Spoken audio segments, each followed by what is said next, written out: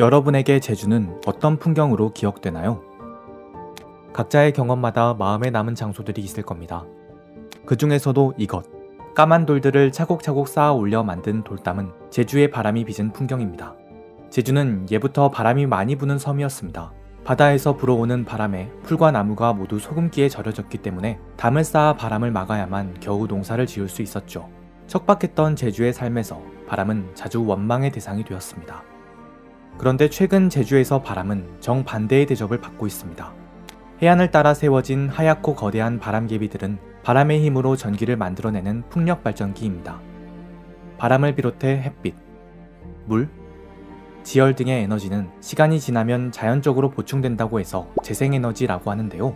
제주의 재생에너지 비중이 2009년 5%일 때부터 2020년 14%가 될 때까지 줄곧 전국 평균을 상회할 수 있었던 건 애물단지였던 바람을 에너지원으로 활용한 결과였습니다. 제주는 여기서 더 나아가 섬 안에서 필요한 전기는 전부 재생에너지로 공급한다는 계획을 세우고 있죠.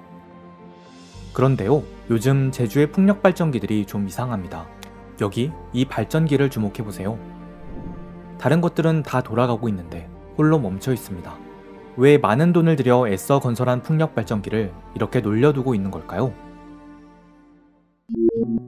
2021년 한 해 전 세계는 이상기후에 시달렸습니다. 북미에서는 살인적인 더위가 한 달 넘게 이어졌고 더위는 땅을 메마르게 해 가뭄과 산불로 발전했습니다. 그런가 하면 유럽과 동아시아에는 하늘에 구멍이 뚫린 듯 비가 쏟아져 물난리를 겪었죠. 사실 2021년이 특별한 해는 아니었습니다. 최악의 폭염, 최악의 폭우나 최악의 태풍처럼 최악이라는 수식어가 붙은 이상기후는 매년 갱신되고 있으니까요. 그리고 그건 지금 우리가 기후변화 시대로 접어들고 있기 때문입니다. 약 1만 년 전 문명의 맹아가 태동한 이래 지구의 평균 온도는 1도 이상 상승한 적이 없었습니다. 그런데 19세기 이후 산업화가 진전되면서 온도는 급격하게 올라 현재까지 1도 이상 상승했죠. 오늘 우리가 목격하고 있는 수많은 이상기후들은 지구온도가 겨우 1도 상승한 결과입니다. 많은 학자들은 이렇게 설명합니다. 석탄이나 석유 같은 화석연료를 태울 때 에너지와 함께 탄소가 발생하는데요. 이 탄소가 대기 중에 많이 쌓이면 지구로 들어온 햇빛이 우주로 잘 빠져나가지 못해 지구로 되돌아오기 때문에 지구가 하나의 거대한 온실이 된다고요. 그리고 지금처럼 화석연료를 계속 사용할 때 지구온도는 더 올라 더 큰 재난이 찾아올 수 있다고 경고하죠. 따라서 탄소 배출을 줄여서 기후변화에 대응하는 것은 2020년대 전 인류의 과제가 되고 있는데요. 탄소 배출의 주범인 화석연료를 대신할 에너지로 요즘 가장 주목받고 있는 것은 바로 재생에너지입니다. 석탄 대신 태양광이나 풍력을 이용해 전기를 생산하고 이 전기로 석유를 대신해 자동차를 움직이거나 도시가스를 대신해 음식을 조리할 수 있다면 우리는 탄소를 적게 배출하고도 우리에게 필요한 에너지를 얻을 수 있죠. 때문에 재생에너지 발전 비중을 높이는 것은 전 세계적인 대세가 되고 있고 이는 우리나라도 마찬가지입니다. 우리나라 또한 재생에너지 비중을 2030년까지 30%로 높이겠다고 공언하고 전국 각지에 태양광과 풍력발전기들을 건설해 나가고 있죠. 그리고 제주는 이 에너지 전환에서 가장 앞서 있는 지역 중 하나입니다. 그런 만큼 향후 우리 사회가 재생에너지 비중을 확대했을 때 발생할 수 있는 문제도 몇 발짝 앞서서 보여주고 있기도 한데요. 대표적인 예가 멀쩡한 풍력발전기들의 가동이 자꾸 멈추는 현상입니다. 이게 매년 반복되고 심지어 점점 늘어나기까지 하는 것은 풍력발전의 가장 큰 특징 중 하나라 할 수 있는 변동성 때문입니다. 전기는 적게 생산하는 것도 문제지만 많이 생산하는 것도 문제가 됩니다. 전기가 너무 많이 생산되면 전압이 올라가 전력망이 붕괴될 수 있기 때문에 대규모 정전이 발생할 수 있죠. 그래서 적당히 생산하는 게 가장 중요한데요. 석탄으로 발전했을 때는 우리가 석탄을 얼마나 태우느냐에 따라 전기를 얼마나 생산할 것인지를 조절할 수 있었습니다. 하지만 바람은 이게 쉽지가 않습니다. 바람이 얼마나 불 것인지는 우리가 통제할 수 없기 때문에 어느 날은 전기가 적게 생산되기도 하고 어느 날은 많이 생산되기도 합니다. 그래서 풍력발전의 비중이 높아질수록 전력 공급이 불안정해지는 문제가 발생하죠. 특히 전기 수요가 줄어드는 봄과 가을에는 전기가 지나치게 많이 생산되겠다 싶으면 아예 몇몇 풍력발전기들의 가동을 중단시켜 혹시 모를 사고를 대비하는 겁니다.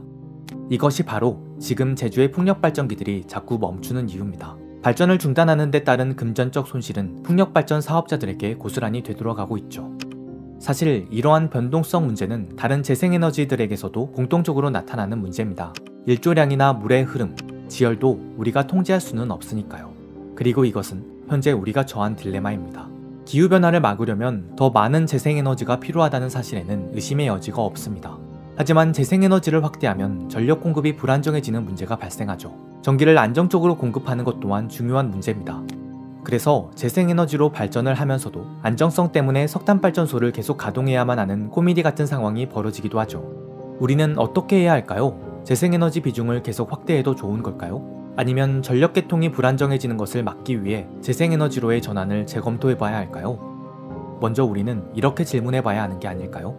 정말 재생에너지로는 전기를 안정적으로 공급할 수 없는 걸까? 변증법이라는 방법론이 있습니다. 서로 대립하는 두 개의 생각을 부딪혀 새로운 생각을 발생시키는 것을 말합니다. 예를 들어 어떤 사람이 이것은 원이야 라고 주장하고 어떤 사람이 이것은 사각형이야 라고 주장한다고 가정해봅시다. 언뜻 보기에 두 주장은 양립할 수 없습니다. 원인 동시에 사각형일 수는 없으니까요. 그래서 대부분은 둘 중 하나가 맞을 거라고 생각합니다. 그런데 만약 원기둥이라면 어떨까요? 원기둥은 바라보는 각도에 따라 원이기도 하고 사각형이기도 하죠. 모두가 2차원 공간을 당연하게 여기고 있을 때 어떤 사람은 2차원 공간이라는 전제를 의심해보고 3차원 공간이라는 새로운 전제를 제시함으로써 두 주장을 양립시키는 길을 찾아내는 겁니다. 재생에너지 비중을 확대하는 것과 전기를 안정적으로 공급하는 것, 이 두 개의 선택지를 나란히 제시한다면 우리는 둘 중 하나를 선택해야 할 것만 같습니다. 사실 누군가는 이 심리를 교묘하게 이용해 자신이 원하는 대답을 유도하기도 하죠. 하지만 우리는 원기둥을 발견할 수 있습니다. 전제를 뒤집어 봄으로써 말이죠. 그동안 우리의 전력 시스템은 이랬습니다. 화석연료든 재생에너지든 어느 한 곳에 대규모 발전단지를 건설하고 이곳에서 생산한 전기를 주변 지역에 공급하는 형태였죠. 즉, 중앙집중식이었습니다. 전기 생산이 한 곳에 집중되어 있고 단 몇 개의 전선으로만 전기를 보내다 보니 한 곳에 문제만 생겨도 대규모 정전이 발생할 수 있었습니다. 가령 어느 날 태풍이 불거나 폭설이 내리거나 나무가 쓰러져 전선이 끊어지는 것만으로도요. 이렇게 본다면 전력계통이 불안정해지는 진짜 문제는 중앙집중식으로만 되어 있는 시스템 자체에 있는 것일지도 모릅니다. 재생에너지의 변동성이 문제가 되는 것도 기존의 시스템은 그대로 놔둔 채 발전업만 석탄에서 재생에너지로 바꿨기 때문일 수도 있죠. 한 곳에서 전기를 생산해 여러 지역으로 보낸다. 모두가 당연하게 여겼던 이 전제를 여러 곳에서 전기를 생산해 서로 연결한다로 바꿔보면 어떨까요? 이건 최근 각광받고 있는 에너지 저장 장치입니다. 과잉 생산된 전기는 저장해두고 다른 날 전기 생산량이 부족할 때 꺼내어서 쓸 수 있게 하는 장치죠. 그리고 이건 기존의 태양광 발전기와 풍력 발전기를 작게 만든 것들입니다. 이 미니 발전기들은 빌딩과 빌딩 사이나 건물 옥상, 주차장 지붕 등 우리의 생활 반경과 밀접한 곳에 설치될 수 있고 여기서 생산한 전기들은 비상시에 사용하게 한다면 중앙집중식인 현 시스템의 취약점을 보완할 수 있습니다. 그리고 여기서 더 나아가 빌딩과 빌딩을 도시와 도시를, 지역과 지역을 연결해 서로 전기를 주고받게 한다면 설령 전기가 과잉 생산된다 해도 다른 곳으로 보낼 수 있기 때문에 우리는 재생에너지 비중을 확대하면서도 재생에너지의 변동성을 성공적으로 상쇄하는 새로운 선택지를 발견할 수 있죠. 현재 에너지 인터넷 또는 가상발전소라는 이름으로 세계 각국에서 실험되고 있는 아이디어입니다. 역사적으로 모든 전환은 부작용을 수반했습니다. 하지만 그 부작용을 하나하나 고쳐나가면서 결국 새로운 정상 상태가 되었죠.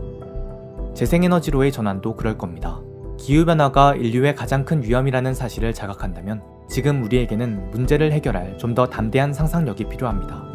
어느 한쪽을 꼭 선택해야 할 것 같은 상황에서도 우리가 당연하게 여기고 있는 전제가 무엇일까 하고 생각하며 잘 드러나지 않았던 선택지를 발견할 수 있는 상상력이요. 기후변화와 에너지 전환이라는 시대정신 앞에선 우리에게 필요한 태도는 바로 이것이 아닐까요?